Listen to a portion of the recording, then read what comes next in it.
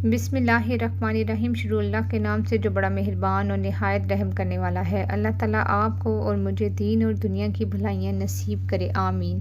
میری پیاری بہنوں اور بھائیوں، السلام علیکم۔ قرآن مجید کی 2 آیات پڑھنے کا معجزہ۔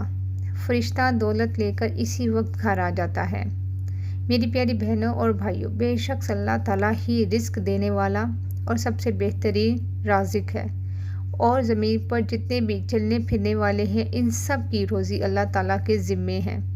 ہم سب کو رزق اللہ تعالیٰ ہی دیتا ہے، اور یقیناً کسی لالچی کا لالچ اللہ تعالیٰ کے رزق کو زیادہ نہیں کر سکتا، اور نہ ہی کسی ناپسند کرنے والے کی ناپسندیدگی اسے ہٹا سکتی ہے۔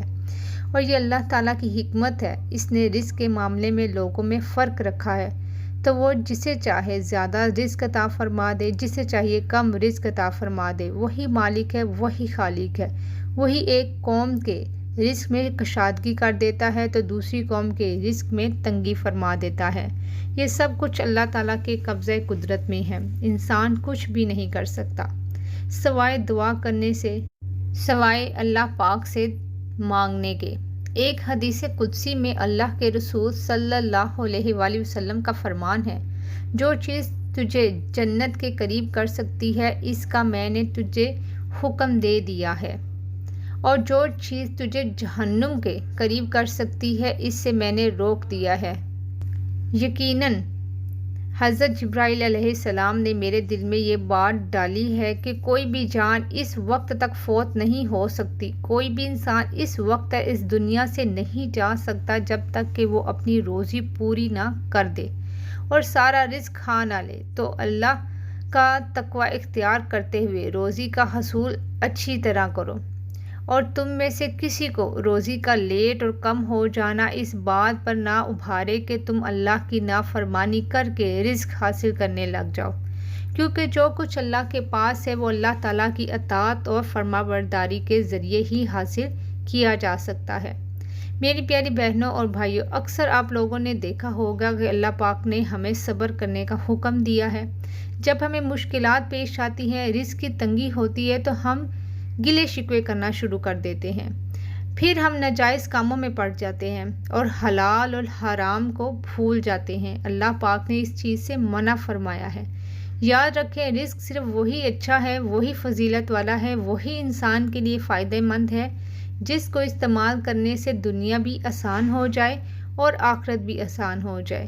رزق کی کمی اللہ کی طرف سے نہیں بلکہ انسان کے خرچ نہ کرنے کی وجہ سے ہوتی ہے۔ اللہ پاک ساری مخلوق کے لیے اس کی ضرورت کے مطابق پورے سال کا رزق نازل فرما دیتا ہے۔ ہمیں چاہیے کہ اگر ہم اپنے رزق میں برکت اور ترقی چاہتے ہیں تو غریبوں میں، مسکینوں میں زیادہ سے زیادہ اللہ پاک کا دیا ہوا رزق دیا کریں، تاکہ اللہ ہمارے رزق کو اور بڑھا دیں، مزید بڑھا دیں، جیسا کہ اللہ پاک نے فرمایا ہے۔ اور جب ان سے کہا جاتا ہے کہ جو رزق خدا نے تم کو دیا ہے اس میں سے خرچ کرو، تو کافر مومنوں سے کہتے ہیں، بھلا ہم ان لوگوں کو کھانا کھلائیں جن کو اگر خدا چاہتا تو خود کھلا دیتا۔ تو پھر اللہ پاک فرماتے ہیں کہ تم تو صاف صاف غلطی میں ہو۔ میری پیاری بہنوں اور بھائیوں، ایک کسان کو دیکھ لیں، وہ ایک بوری بیج کی کھیت میں بوتا ہے اور فصل اگ جاتی ہے، پر وہ ایک بوری کی جگہ 70 بوریاں لے کر گھر واپس لوٹ جاتا ہے، محنت کرتا ہے۔ لیکن اگر وہ کسان یہ سوچنا شروع کر دے کہ میں یہ ایک بوری کا بیج کھیت میں پھینک دوں گا اور پتہ نہیں مجھے ملے گا کہ نہیں، تو پھر وہ اس کے کمزور ایمان کی نشانی ہے۔ اسی طرح جب ہم غریبوں میں، مسکینوں میں تقسیم کریں گے تو اللہ پاک 1 روپے کا اجر 70 گنا زیادہ بڑھا کر دیتا ہے۔ تو میں دعا کرتی ہوں کہ اللہ پاک ہمیں غریبوں میں، مسکینوں میں رزق تقسیم کرنے کی توفیق عطا فرمائے تاکہ ہمارا رزق اور بڑھ جائے۔ تو آج ہم آپ کو قرآن پاک کی 2 آیات کے بارے میں بتانے والے ہیں۔ سورہ بقرہ کی 2 آیات ہیں جن کی تلاوت کرنے سے، جن کو پڑھنے سے اللہ پاک کے فضل و کرم سے آپ کے پاس کبھی رزق کی کمی نہیں آئے گی۔ میری پیاری بہنوں اور بھائیوں، آپ لوگوں کو قرآن پاک کی 2 آیات کے بارے میں بتانے لگی ہوں کہ آپ نے نماز ادا کرنے کے بعد دعا مانگنے سے پہلے تلاوت کر لینی ہے، ان کو پڑھ لینا ہے۔ انشاءاللہ تعالی اللہ کے فضل و کرم سے آپ کے رزق میں اضافہ ہونا شروع ہو جائے گا۔ جو لوگ چاہتے ہیں کہ اللہ پاک ہمارے گھروں میں رزق نازل فرما دے، رزق عطا فرما دے، کوئی ایسا وظیفہ مل جائے، کوئی ایسا عمل مل جائے جس کو کرنے سے ہماری مشکلات آسان ہو جائیں اور غیب سے اللہ پاک مدد فرما دے، تو آج کا یہ عمل، آج کا یہ وظیفہ آپ کے لیے انتہائی آسان اور فائدہ مند ثابت ہوگا۔ انشاءاللہ اس عمل کو کرنے سے فرشتے رزق لے کر غیب سے اللہ کی مدد سے آپ کے گھر پہنچیں گے اور آپ کی ساری پریشانیاں ختم ہو جائیں گی۔ اس وقت آپ کو 2 قرآنی آیات بتانے والی ہوں۔ پہلے نمبر پہ سورہ بقرہ کی آیت نمبر 60 ہے، آپ نے اس کی تلاوت کرنی ہے۔ اور دوسرے نمبر پر سورہ بقرہ کی آیت نمبر 254 ہے، یعنی کہ 254، جو کہ آپ نے پڑھنی ہے۔ ایک سورہ بقرہ کی آیت 60 اور ایک سورہ بقرہ کی آیت 254 کو آپ نے پڑھنا ہے۔ یہ آپ نے دونوں آیات نماز پڑھنے سے بعد میں آپ نے پڑھ لینی ہے اور اس کے بعد آپ نے دعا مانگنی ہے۔